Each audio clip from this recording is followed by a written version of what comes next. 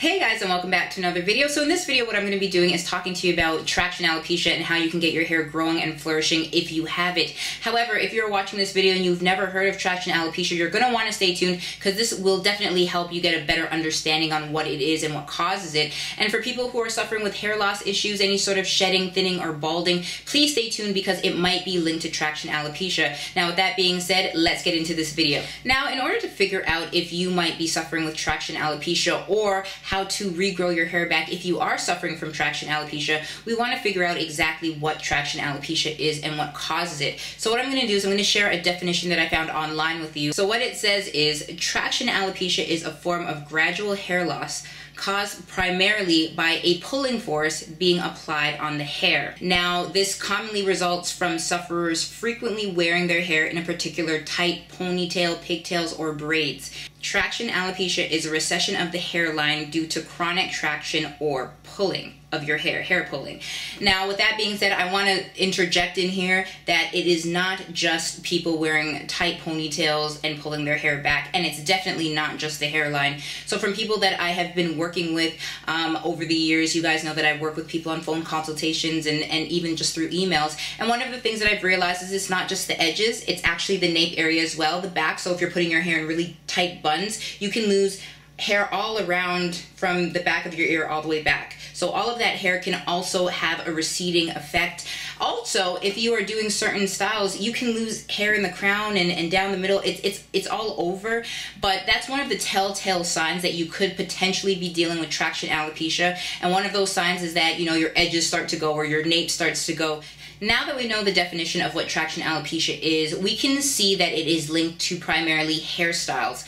Now, if you're doing your research, you will notice that traction alopecia is mainly a hair loss condition in women, and most likely it's women who have kinky, coily, curly hair. But with that being said, please do not think that men, children, and people with straighter hair cannot deal with traction alopecia, because this isn't the case. And a matter of fact, men, if you go on the internet, you are seeing a lot of men doing these awesome things with their hair, but in certain instances, they are dealing with that receding hairline. A lot of men will contact me and they will say that their hair is receding and think that it's because of genetics or hereditary, but then they don't really link it back to family members with that issue. They say everybody's fine, it's just me. Well, in a case like that, it might actually be because of the hairstyle you're putting your hair in. If you are putting your hair in ponytails or cornrowing your hair back, that will definitely cause a receding hairline. And a matter of fact, if you have locks, those locks get heavy and they are pulling down your hair strands. You're getting tension. So once again, you'll notice it in the front, you'll notice it in the back, but it also happens in the middle.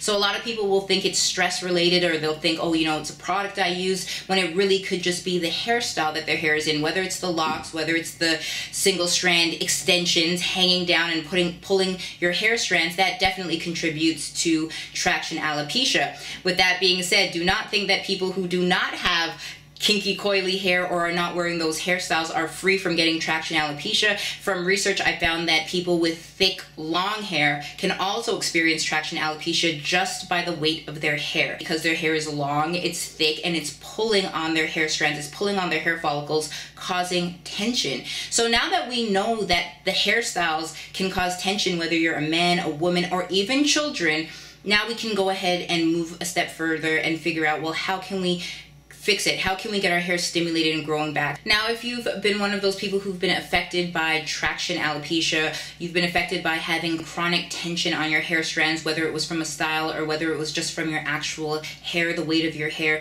there are natural ways that you can get your hair stimulated and growing back. One of the things that you want to do right away, right off the bat, is you want to stop putting your hair in whatever hairstyle has caused the traction alopecia. So if you're somebody who slicks your hair back, you just might need to lay off of slicking it back, or if you're somebody who wears extensions on the regular, you might need to give your hair a break and your hair follicles a break. It's very, very important that you give your scalp and your hair follicles a break from what caused the hair loss in the first place. And why that's very important is because if you continue to do those styles, if you continue to put that traction and that tension on your edges or on wherever you are experiencing the hair loss, you can cause a worse condition called scarring alopecia.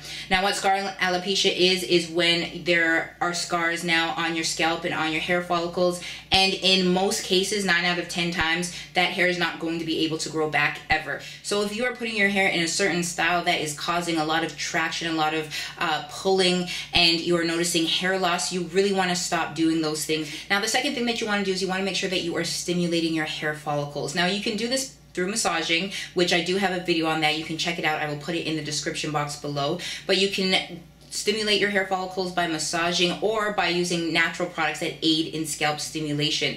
Now, for those of you who don't know, I also suffered with traction alopecia around my edges. So when I personally was growing my hair back from alopecia, I was using my natural stimulating hair products. Now, one of the ones I was using in particular, and I've shared this many times on my journey, is I was using my scalp balm mixture. Now, what I would do is I get a little bit of it, and I would just go ahead and rub it on my edges. Now, if you are really suffering with traction alopecia and you are experiencing a lot of balding and a lot of thinning, what you want to do is you want to use the scalp balm. Just get a little bit of it in your hand, like a little bit. And then what you want to do for some added stimulation and some added help and growth is you want to use just natural peppermint oil. And that's it. I just would drop a couple of drops in there.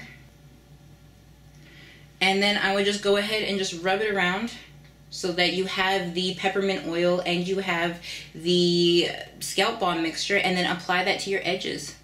And what you want to do is you want to massage the areas with any sort of balding. Massage it in really good, like give it about a minute or two, and then, you know, that's it. That's all you want to do.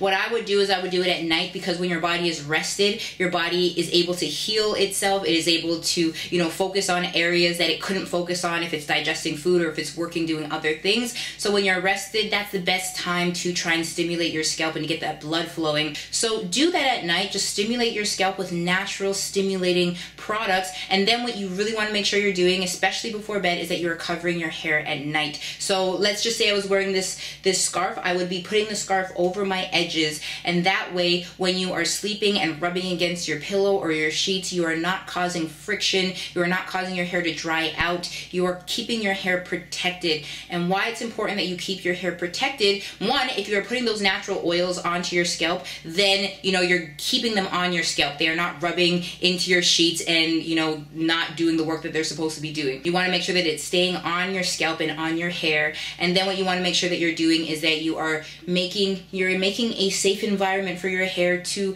flourish and to grow. And if you are not protecting your scalp, what happens is that you're rubbing against the cotton or the polyester sheets or the pillowcases. You're drying out your hair, which is going to cause it to get brittle, which is going to cause it to get thin, and you're going to experience shedding and hair fall. You're actually going to think that what you are using on your edges and in your hair and on your scalp isn't working, when it really is working. Now, if you follow those steps, I guarantee you that if you are able to grow your hair back from traction alopecia, if you have not caused scarring, then your hair will grow back. And I say this because myself personally have been through it. I was able to grow my edges back, as I stated before, and I've been able to help a lot of other people over the years grow their hair back. And even in some cases where we didn't think their hair was going to grow back, there was one lady who was dealing with scarring alopecia, and, you know, I very politely told her, I don't think your hair is going to grow back. She decided to use the same products that I was using, and she did experience hair growth. So, you know, there are some situations where you might have been told by the doctor that your hair isn't going to grow back,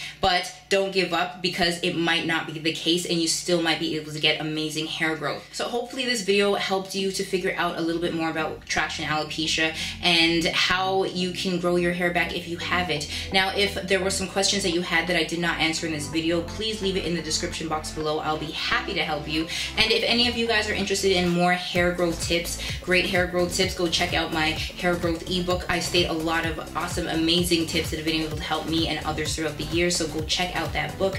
Now, if you have not subscribed to this channel, subscribe to this channel, because it really does help me out. Like the videos and share the videos, because it really does help other people to find me and get amazing hair growth tips that have been able to help so many people. So trust me, when you like and you share, you're helping other people. So go ahead and like this video, share this video. Most importantly, guys, thank you so much for following me on this journey. Don't be a stranger. Let's stay connected, and I will see you soon. Bye, guys.